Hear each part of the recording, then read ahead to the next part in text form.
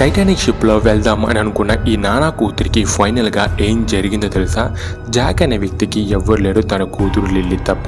ఇందుకోసం తను కష్టపడి సంపాదించిన డబ్బుతో తన కూతురిని టైటానిక్ షిప్లో తీసుకెళ్లాలని సెకండ్ క్లాస్ 2 టికెట్లను కొన్నాడు. ఏప్రిల్ 10, 1912 టైటానిక్ షిప్ బయలుదేరడానికి రెడీగా ఉంది.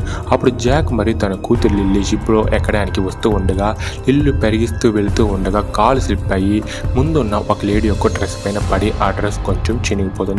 దాంతో కోప్పడిన ఆ లేడీ లిల్లీని చెంప మీద కొట్టింది.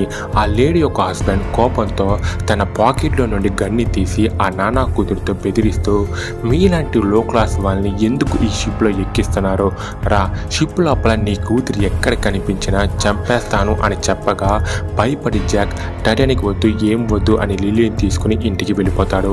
తన కూతురు వల్ల ఇదంతా జరిగిందని జాక్ లిల్లీతో సరిగ్గానే మాట్లాడేవాడు కాదు.